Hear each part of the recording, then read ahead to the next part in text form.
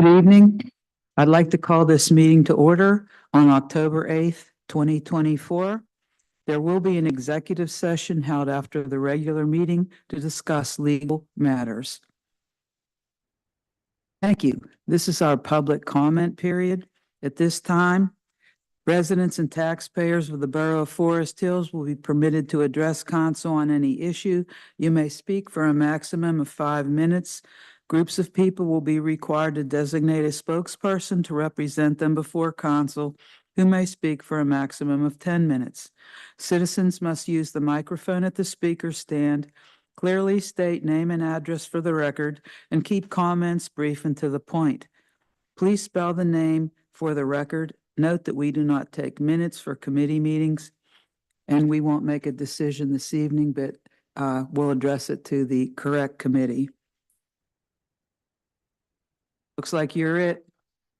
Yeah. Bill Tomasic, 140 Tanglewood Drive, TOMASIC. I was here at the last committee meeting and I was trying to talk about the process that I think it would be good for the borough to put in place, which we presently don't have. Cut off by the clock, but I just wanted to say that I've looked through the codes and everything, and I don't see any particular item that deals specifically with this in terms of doing a particular job. For example, if you're going to put a fence up, you have to come and get a permit, pay for the permit, and then put it up. Somebody comes down to evaluate, I guess, because I know I put one up and that's what I had to go through. But there's a process in place. But that generally involves only the code enforcement officer coming down and taking a look at the property line, et cetera. This particular project here that started back in, as I said, at the beginning of June, and in my estimation, still is not done yet. I still don't know where he's at with this project. However, I think that there should be some kind of documentation that has to be presented to the borough, in which they outline what they're going to do, the time frame that it's going to involve, especially if it involves any codes or ordinances. So I don't think it should be anything that's overbearing in terms of cost, maybe like a $20, $25 fee. I think even the fence might be $50 now, I'm not sure. But what they would do is they would have to outline what they're doing so that it could be analyzed and looked at and see if it involves any codes. For example, if you're taking a sidewalk out, it's 30 days. You have to have it back in that time period. You also have to find out through the chief if there's any kind of problems that he's going to encounter on his end. So it has to be like a coordinated effort in which everybody in the borough knows exactly what's going on, so that if somebody's driving by and they see something, they go, okay, well, I know what's happening here. And not only that, it should be open some way for the residents to understand what's going on as well. I still don't understand. I know, for example, I told you that they moved that basketball hoop that was never used. And they put the sidewalk in, but there are other things that I don't know how to look into to find out if he is completing everything and getting everything done according to code. I did put in a request for right to know that when the code enforcement officer was down there to see what he had actually done, because when he did come down that night, that basketball hoop was moved. All right. And and the sidewalk had already been put in finally, but anything else there, I would not have any idea as to what's going on. And I don't know if that involves some kind of item that's associated with how council is allowed to handle that.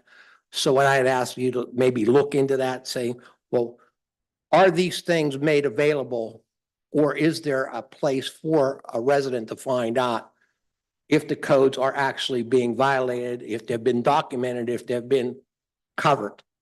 So I have no way of knowing right now what he was in violation of, if he was cited for any of those violations, and then what the final result is.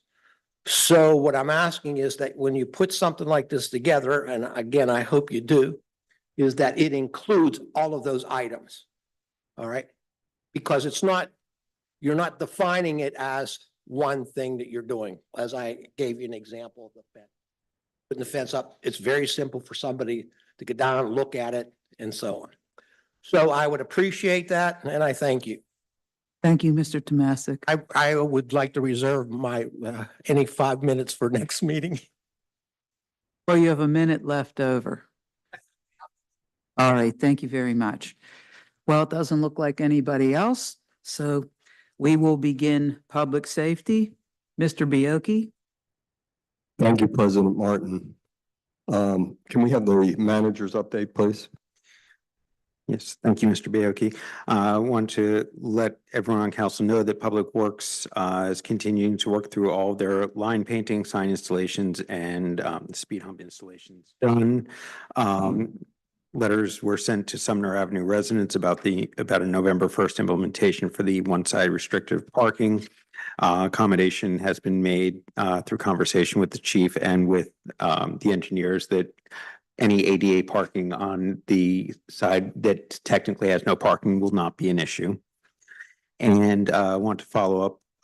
I'd spoken with Duquesne Light as well as a vendor at the ICMA conference to look at some of the various options for lighting on the northern side of Ardmore along the park in the other area.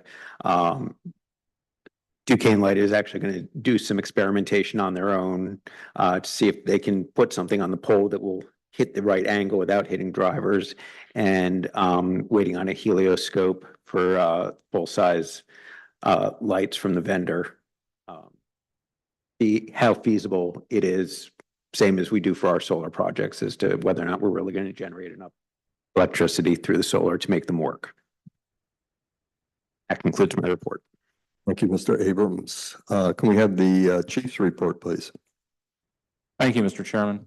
First off, I'd like to remind everybody that the hayride is this Saturday from 6 to 8. So anybody who wants to stop on by and visit us, I'm sure it's going to be a busy night as the weather is going to be favorable this year, unlike last year when it was an ongoing downpour. And this year it looks like it's going to be 72 and fairly reasonable. So again, if anybody wants to stop by, please do.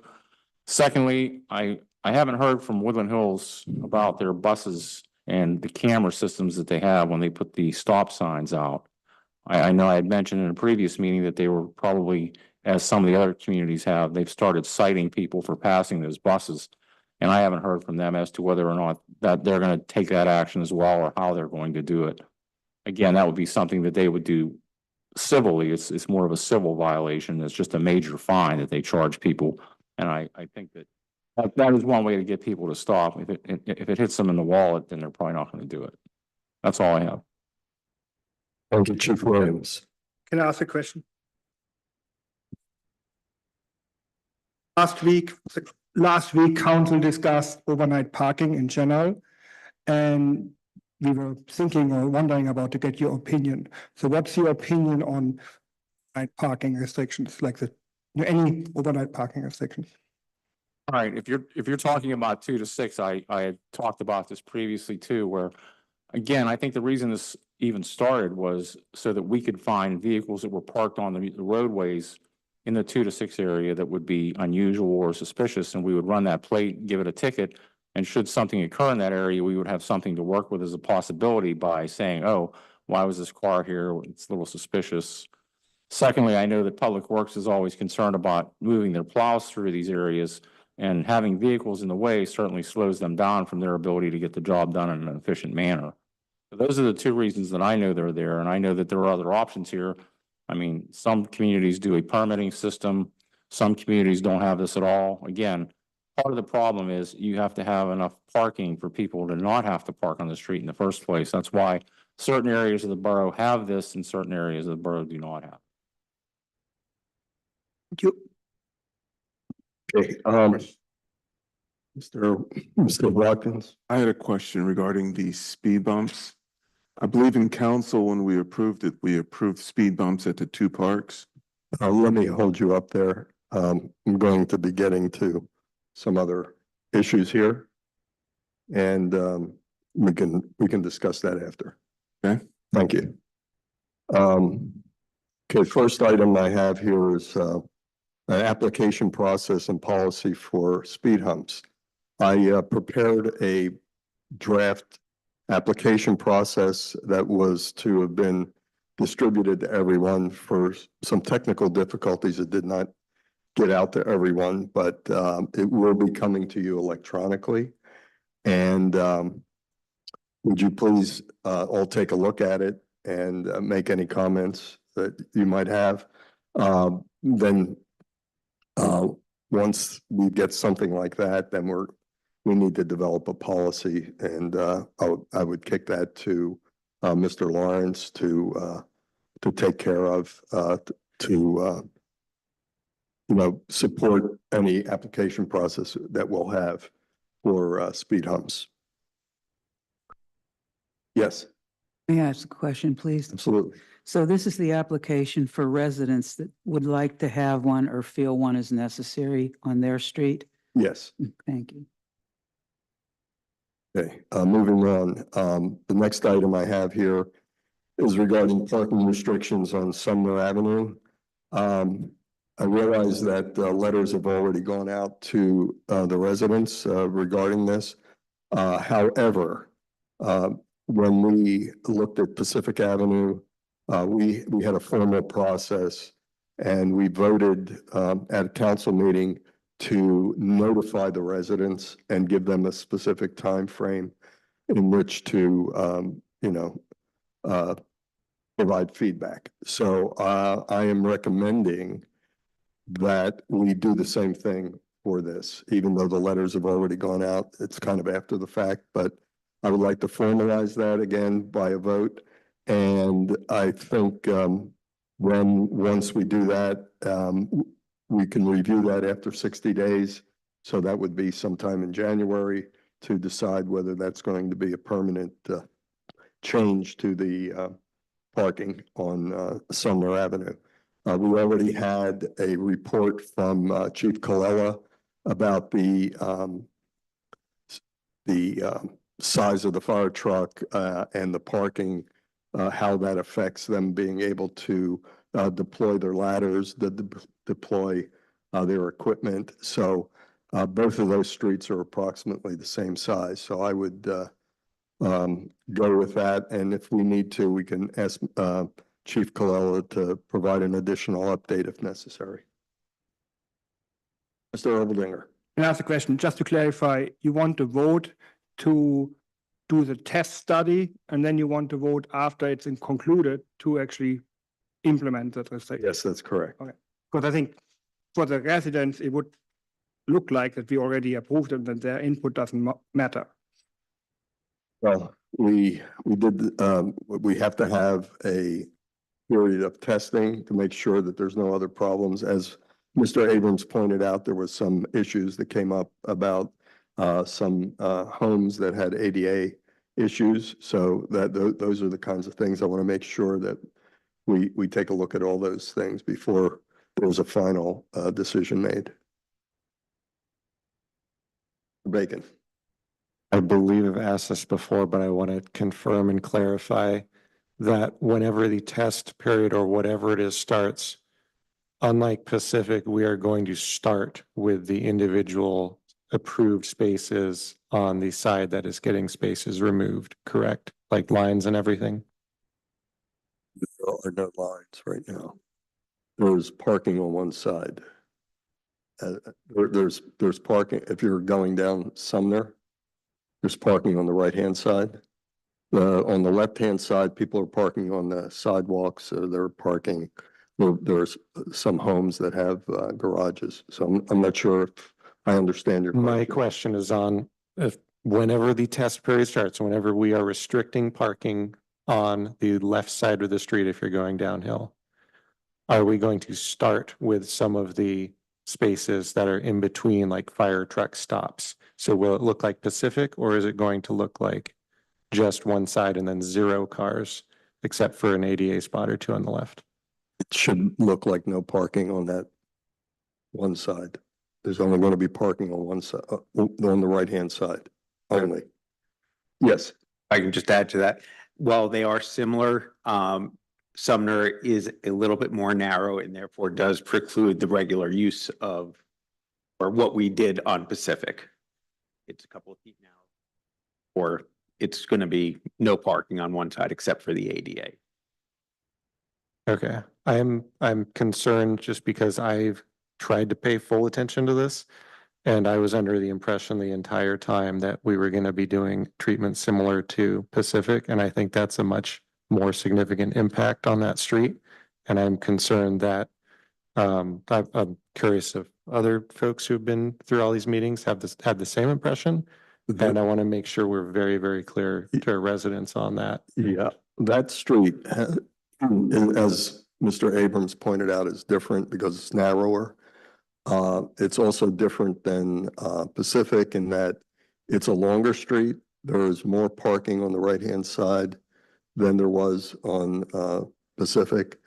There are also homes that have places to park in their driveways, and I believe they may have garages in the back. So it is a little bit, it's not apples to apples kind of thing. Mr. Abrams. Just as addition, I did my own count of the parking spots available on the backside of Sumner, which is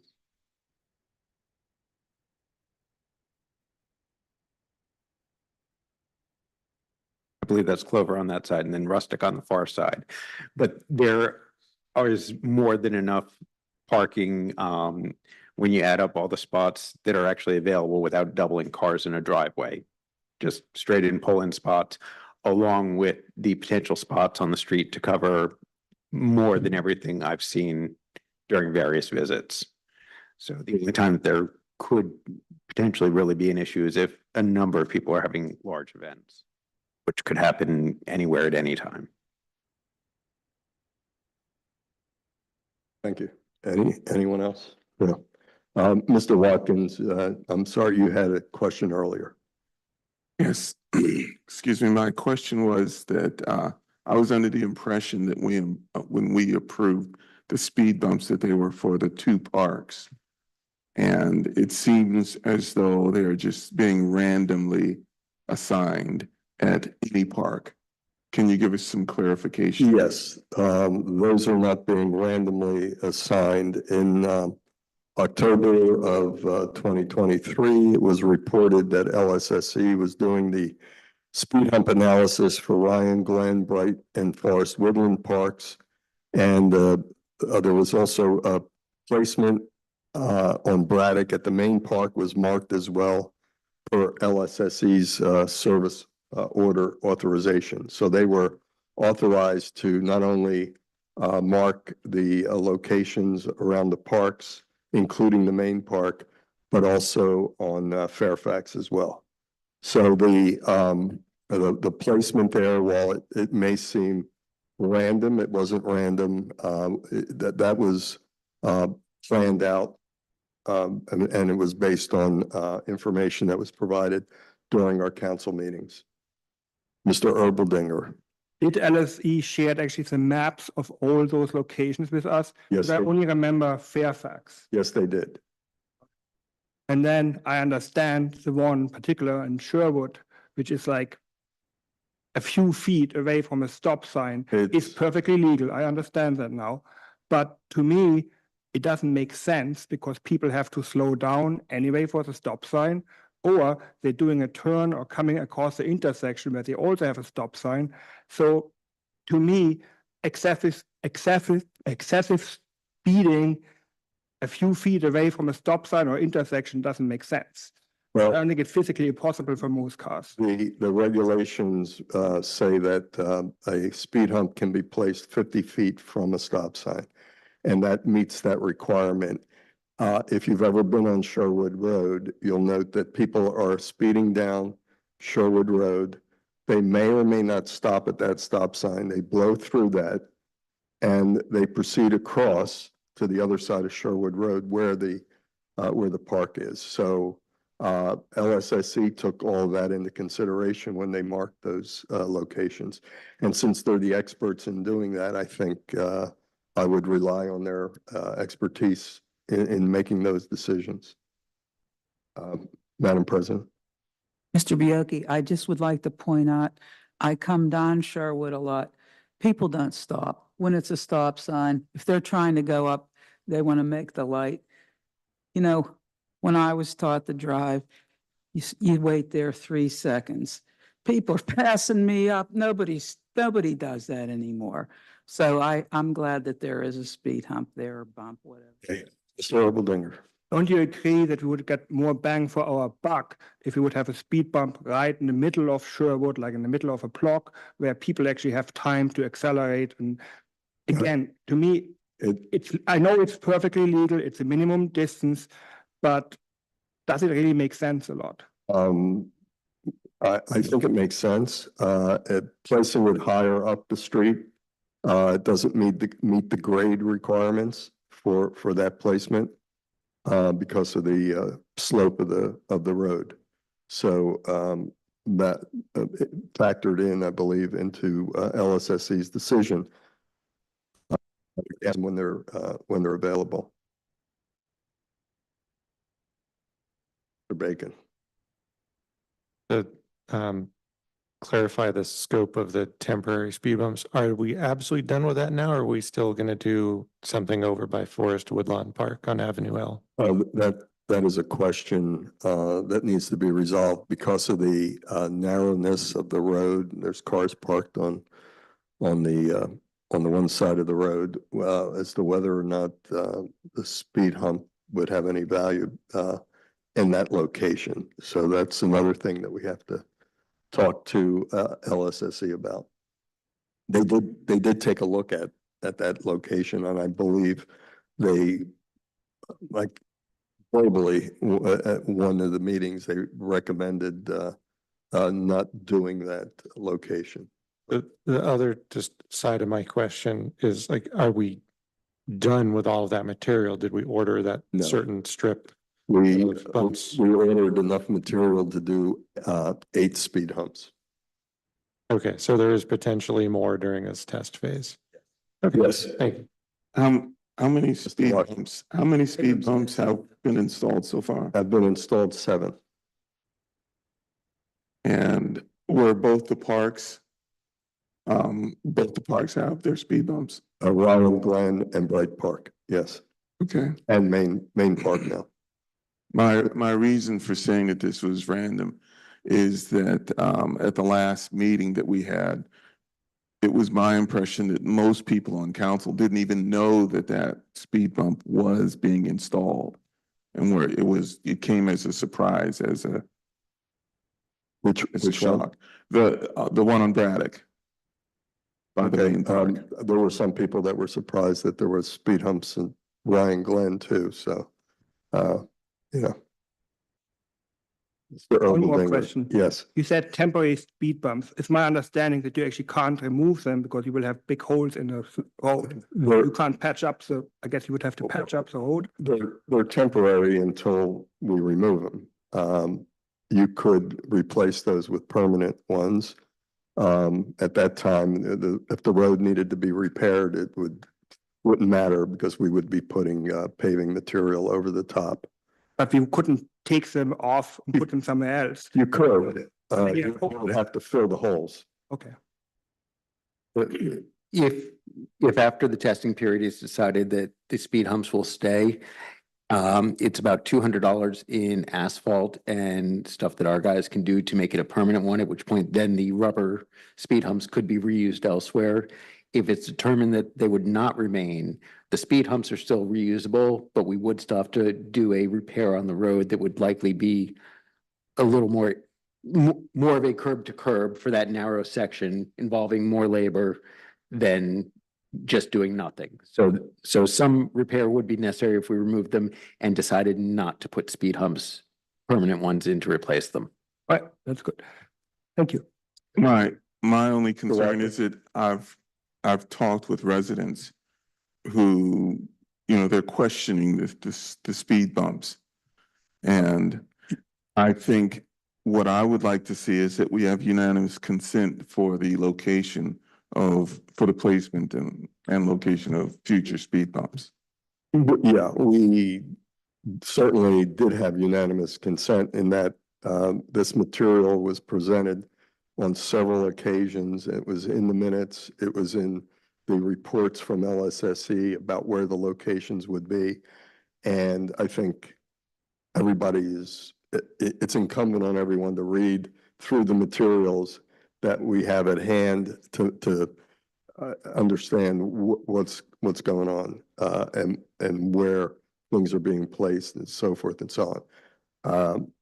I realize we get a lot of stuff dumped on us sometime at the last minute, but that information was in there. I specifically went back through all the minutes to make sure that those locations were cited. And in the LSSE plan, it did have all those locations.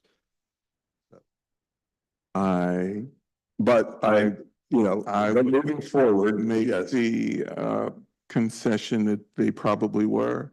But I also have to say that I don't believe everybody on council was aware of all the locations. Again, you have to read everything that we get. Unfortunately, it's a lot of material.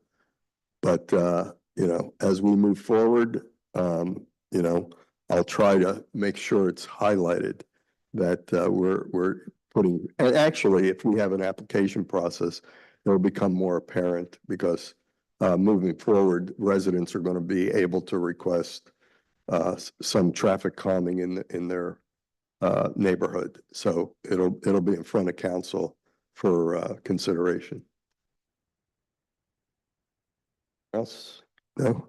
Okay, that concludes public safety. Thank you, Mr. Bioki. Mr. DeCrosta? Could we have Nothing. planning and zoning? I have nothing to report, Madam President. Thank you. Mr. Erbaldinger, may we have finance, please? Yep. Can we do the manager's report, please? Yes. Thank you, Mr. Erbaldinger. I have the requests which are delayed on my part to release the 2024 allocations as budgeted to CC Miller Library and to Woodland Hills Emergency Services. To move for a vote and approval next week. You have the figures.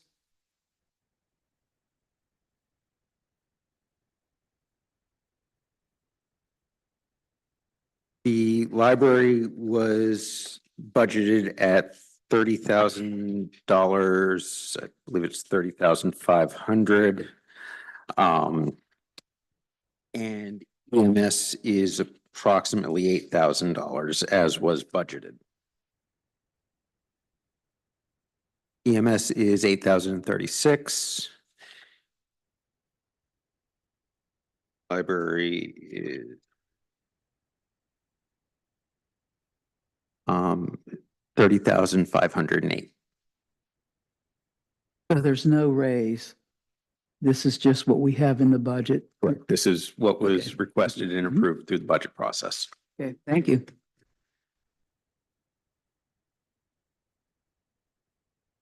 Yep. It's my report. Thank you. Next, fire fee fund discussion. I know we had this discussion in previous councils for a lot. And Seth and I, we have a monthly meeting with our manager to talk about budgets. So like things our manager shares with everyone at the regular meeting. And the fire fee fund discussion came up. And it would save Allison a few hours every month if we would implement a system where we pay the fire department a quarter of the fee every quarter, and then they have to show us at the end how they spend the money. So rather Allison paying the bill, they would pay the bills and just show us at the end of the quarter how they spend the money. So we can still audit them, but it would be after the fact rather than before the fact. As far as I know, when we started with that, council actually looked at every single invoice and we approved it. We quickly got bored with that and stopped doing that. Now we don't see that anymore anyway. So Alice just pays. And the manager, I think, has access to those too. So I would like to revisit because I think I'm always for making it easy for everyone. I don't think there's a risk that the fire department will buy, I don't know, something non-fire related, I think we have to trust him to some degree. But again, there would be an audit.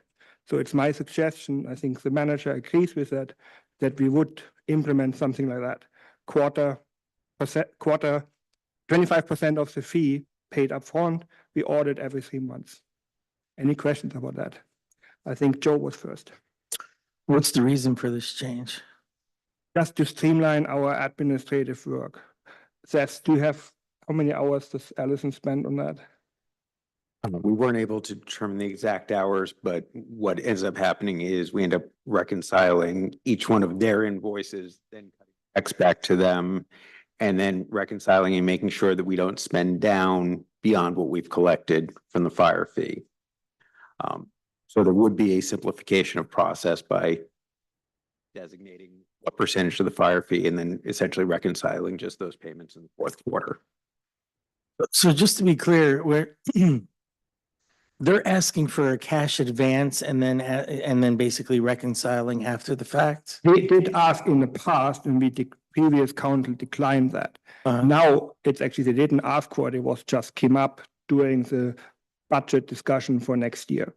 So they didn't ask, it was just our idea kind of this time. But that's essentially what would be Yes. happening is a cash advance, then reconciling, Yes, as opposed to us just paying the bills on their Yes. behalf. Ian, you were the next. Yeah, I'm wondering if you can explain a little bit more detail as to what sort of accounts this would be and the sort of amounts of money involved. So right now, first off, the funds that are used are coming from the fire fee, which by ordinance is limited to use for the fire department. And we end up paying some things directly, such as insurance and workers' compensation insurance. And then many of the other things, they are advancing the money through their account and then sending us the bill and their proof of payment. And we're then re-reconciling and paying them out. The total budget, which includes the fire truck payment of almost $69,000. For 2024, the budget is $248,000. Okay, so we're talking about the entirety of the borough transfer to the fire department as separate entities, like that entire monetary transfer is what we're talking about here. I believe Mr. Erboldinger is proposing quarterly, but in essence, the same thing that is done with EMS, aka contribution. We would still pay the truck upfront. Like, we have the $250,000. So the big ticket items, as mentioned, like the fire truck payment, goes directly from us. So it would be $250,000 minus that $80,000 for the truck, the insurance and things like that. So it's not, I don't know, it's maybe 150, between 100, but literally they send us bills. They bought 4 new tires for truck X. They had to service trucks. They had to get it inspected. It's pretty much, to me, it looks like routine fire department invoices we pay. Angelo. Okay, so what you're saying is that Allison wouldn't be saving any time whatsoever, because whether you're paying it, if you're giving them a cash advance or you're cutting a check once a month, you still have to reconcile the bills. Right. So the work is in reconciliation of the invoices, not in the writing of the check. So I don't see any advantage of giving them a cash advance at this point. I mean, look, Joe first. I'm not an accountant, but I work with a lot of them, and it just doesn't feel like this is standard practice for accounting purposes. I mean, people really discourage sort of the upfronting of money, especially, I didn't realize how big we were talking about here. This is a lot of money. So I think, keeping the current system just makes a lot more sense in terms of auditing and tracking. I checked with Allison because I thought this would be perhaps a big time saver, because I've noticed that every month I sign 31 checks to Duquesne Light, because that's how their setup is. According to Allison, she only writes 1 check like 8 months out of the year. It's not really a time saving.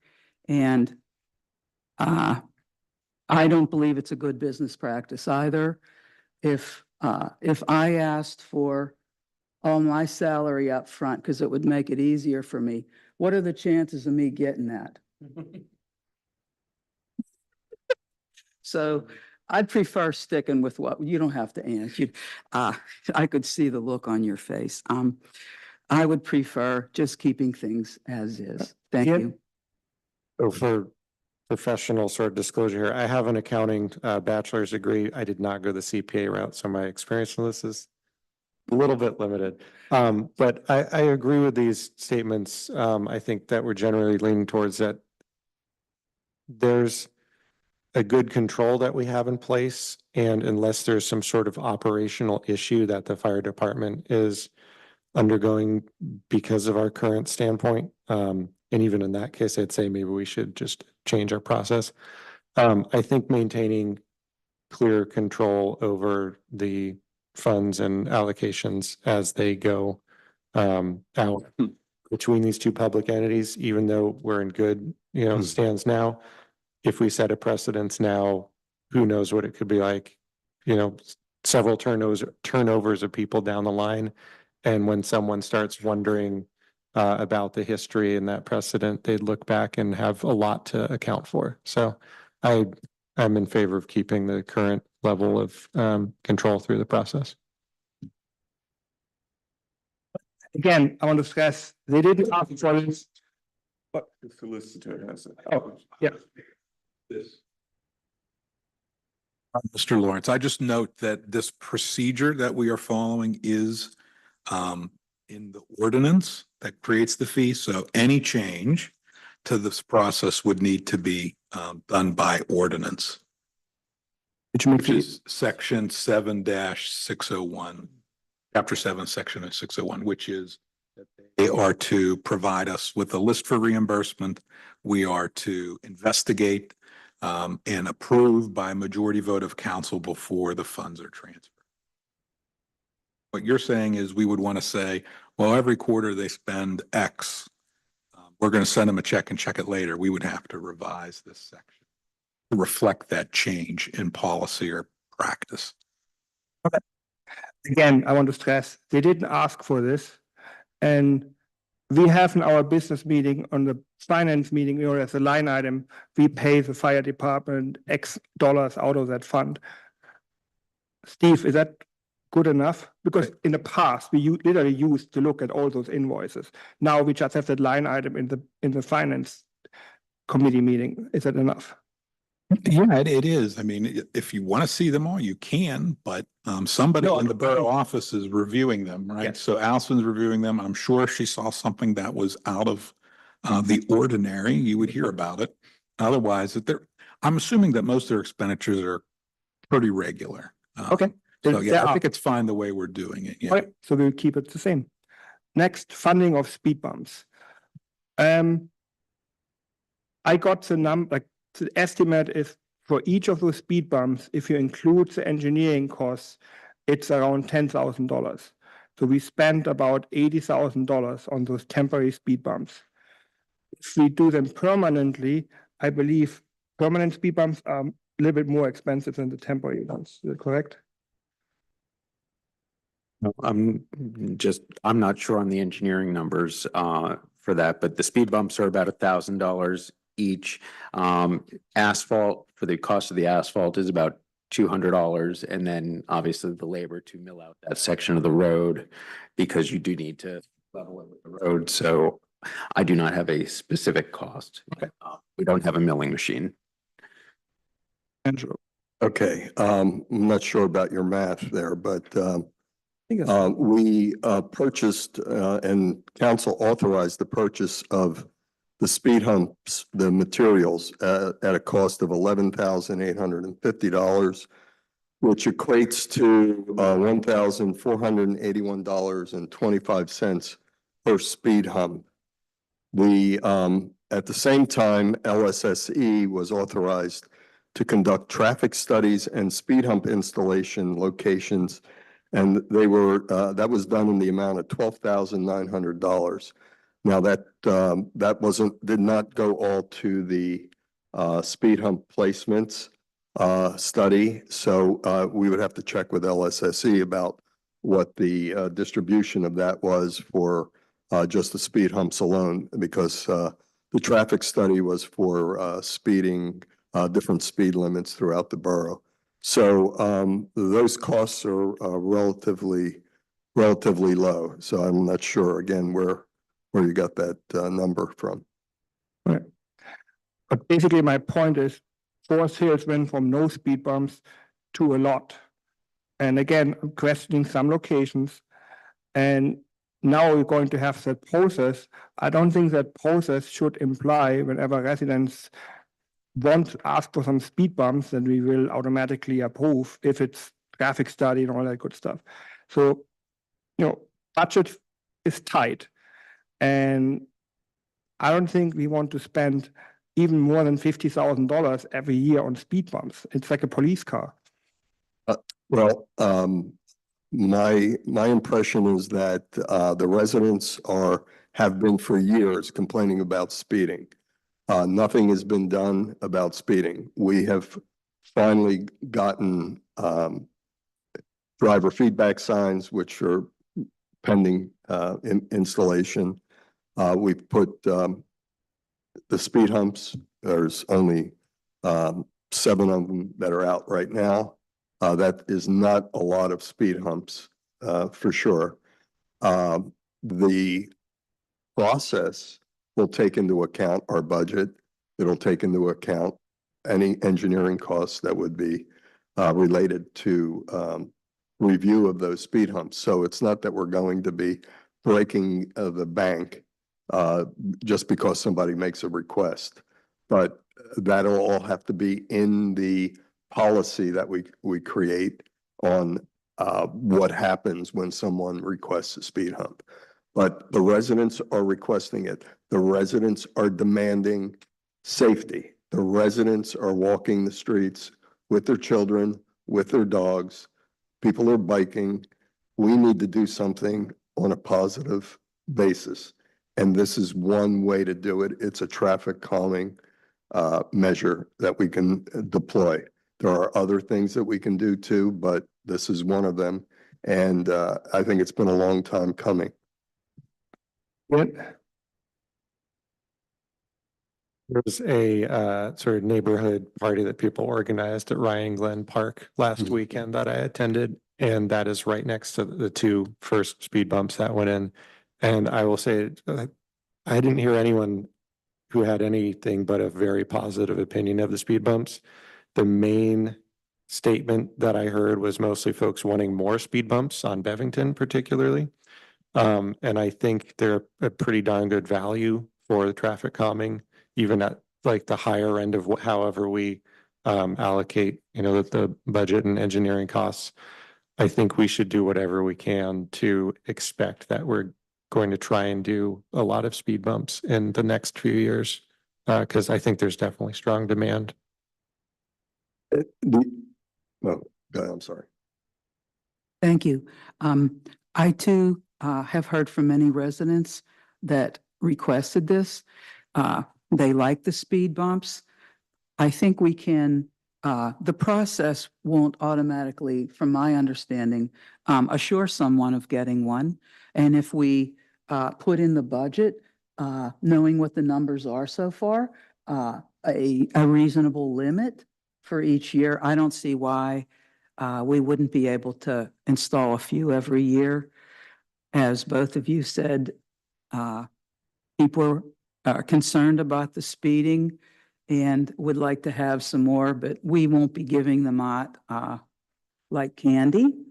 And we spend a lot of money on other things that we could curtail if this is one of the budgetary issues we're facing for next year. Does it sound like we all agree that we should have a maximum limit per year?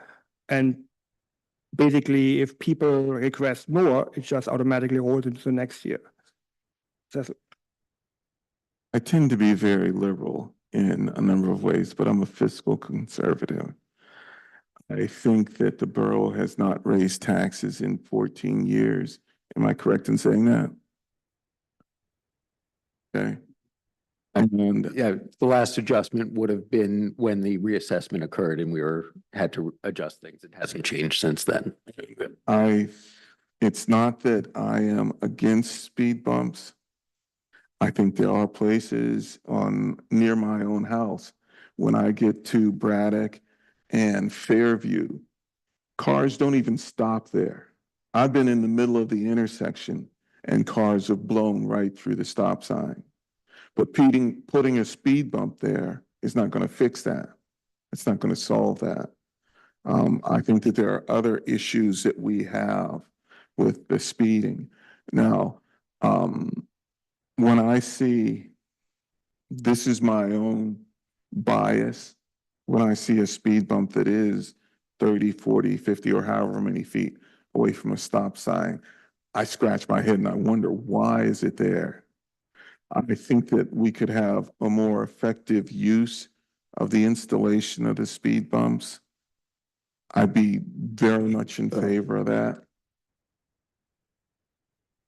Yeah, you scratched your head, but then you slowed down and stopped, didn't you? So.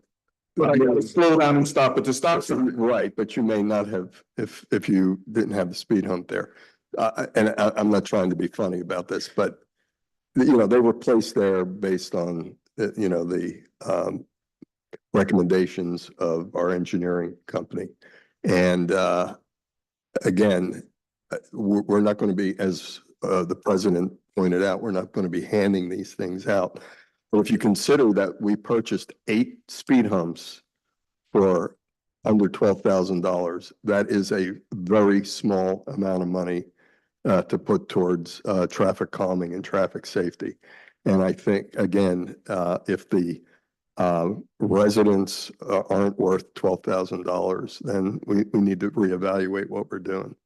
I don't think it's an issue of whether the residents are worth it. I think the residents will get upset when we have to have a whopping tax increase.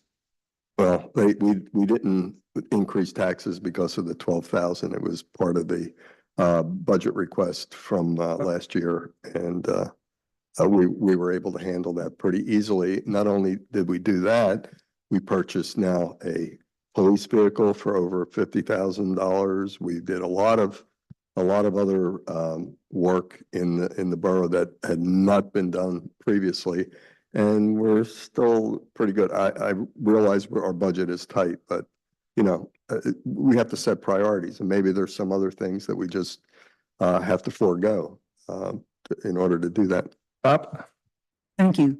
Yes, I'm just wondering, with all the expenses we have, why we're targeting on speed bumps when the cost isn't great.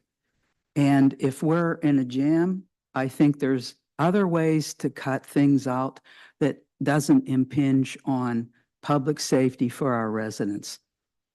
I just want to clarify my thoughts. I don't disagree with speed bumps in general. And most of those, I think, are well located, like Fairfax, the one on Cascade, because they're like right in front of the park and after the park. Brenner, what is it called? Bright Glen or whatever that park is called. The first speed bump is right at the park, which I think is a perfect location. I question the one at the main park entrance and the one at Church. Like, I think we could be maybe do a little bit better job in finding good locations. That's all I wanted to say. With due respect to everyone and the opinions on this, the original purpose, I believe, and I'd like to potentially, I wasn't here when the discussion started almost a year ago, was to bring about traffic calming. It was not specifically to install speed humps. It was to calm traffic. Speed humps are one method, and I would recommend that, since none of us, myself included, are traffic engineers, nor is, I believe, anyone here except for maybe Chuck and me a little bit, maybe Angela, fully familiar with the traffic calming handbook from the state, that council potentially back up, because right now we're talking about, whether or not we have $1,000 or $2,000 3 years from now, and look at what is the purpose. if the purpose is to calm traffic on certain streets or to look at the safety, let us plan for that budgetarily, whether it be through further engineering studies or otherwise. The request for speed humps may be a request for speed hump. It may be a request for, hey, let's have a traffic evaluation done. And I would ask council to think about just kind of backing up or moving up a few thousand feet in your view of things and not concentrating on whether or not a speed hump you think or I think is in the right spot, but what's our goal and what is the best way to potentially solve that and put that instruction to our engineers and to others. What is either the most cost effective, the least restrictive, whatever it might be, and let them come back with recommendations as well as potential costs for council to consider as these move along. I like your thoughts. Anyone else? Yeah, I just think that's really good advice, and we have to set a limit for what we're gonna do for this area, but maybe it's not just speed bumps, it might be signs, something studies, what else. have you. Anyone else? Yeah, I just to have one final comment.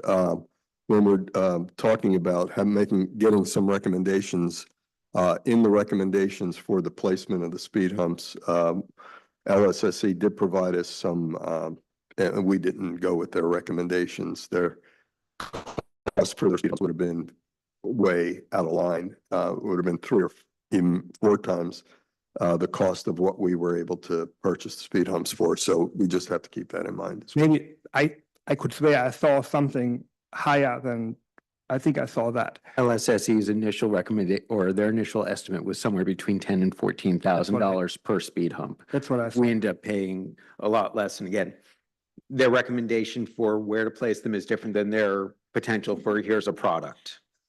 Right. And we can certainly rely on expertise as to where to place things. That's what I saw, I think. I knew it was 10,000, what I saw. Good. I actually think, I want to wrap it up, but allowing parking on streets like Cherry Valley Road would actually, if you allow parking on one side overnight, it would actually slow down traffic too, because if there are cars parked, like in the avenues, you probably can't speed as effectively as on Cherry Valley Road.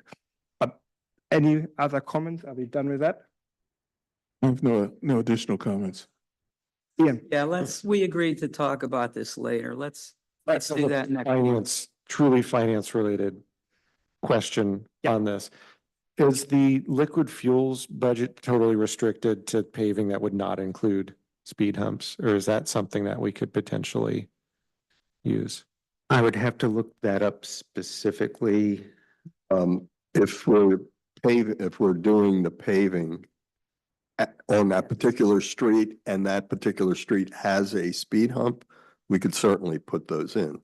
In fact, that was one of the things that we were considering, that we can always incorporate a speed hump on a street that was being paved if that warranted it.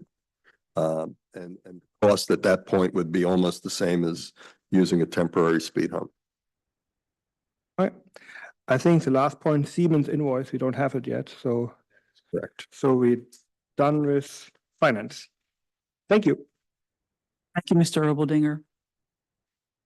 Moving on to Committee of the Whole. May we have your manager's update, please, Mr. Abrams?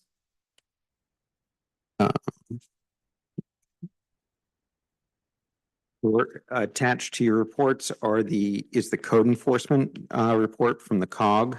I do not yet have the zoning permits for the month.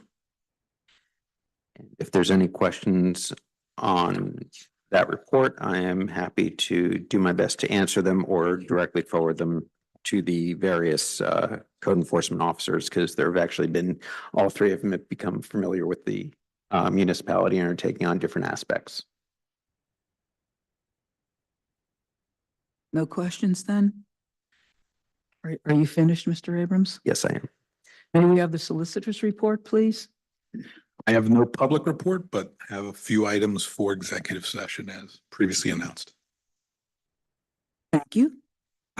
Then we will move on to number 3, accept the resignation of Mr. Jordan Tony from the Environmental Advisory Committee effective October 31st, 2024. Any comments? This gentleman cite a reason for it, or do we know? He's moving out of town. That's a good excuse. Are there any issues with this? Is everybody in favor of it?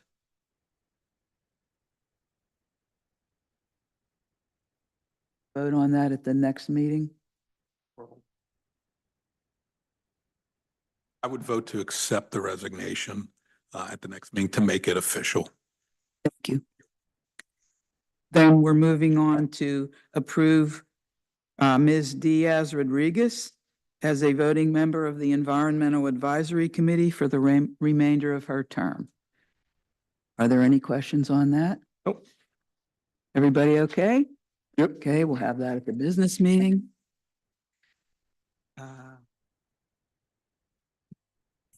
Okay, the committee business report, I don't have a report. Do we have any issues from other committees? Nope. Mr. Lawrence, anything? And we Nothing. don't have the, oh, Nothing. thank you. Mhm. Sorry, it's kind of slow when you're on the Wi-Fi. No environmental advisory report. Well then, if there's no objection, the meeting is adjourned.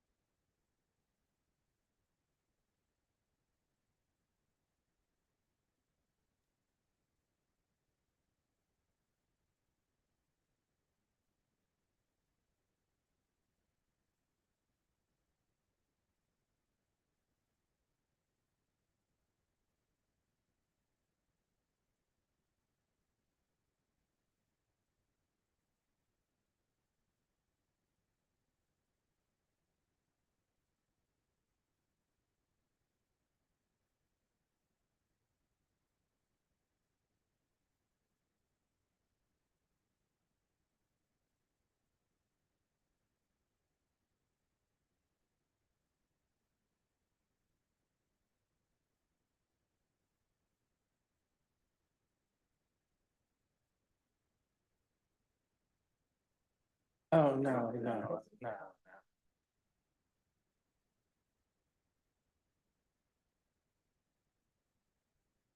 Oh, I just came from work. Where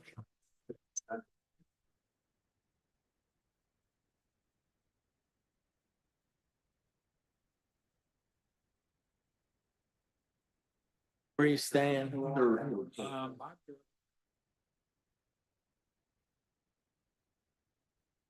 Yeah, it's not that new. Year-old.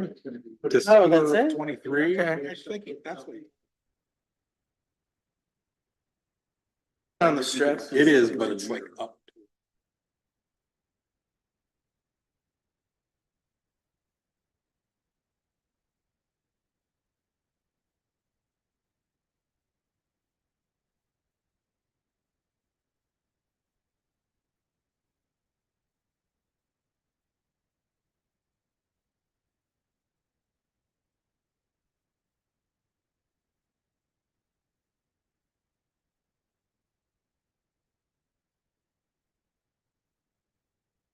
He lives in Longmont. Good job. 50 minutes north of Denver. Okay. Since we don't drink before we come here.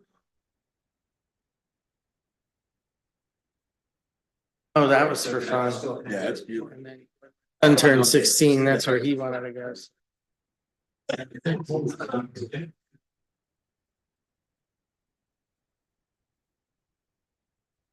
Wow, you really traveled for that. Not really.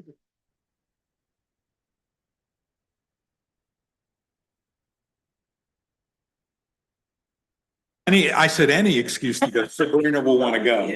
And then my brother. I haven't seen you for a while, so I want to Okay. give that back to you. They said, thank you. All right, so yeah, they didn't just appear mysterious. Okay, all right, yeah, I wanted What I to. heard, Did you get one? I didn't want to, because they do it on 311 more than any other. I got one for you. I know you did. I know. I was willing to say, go ahead if you want to have it.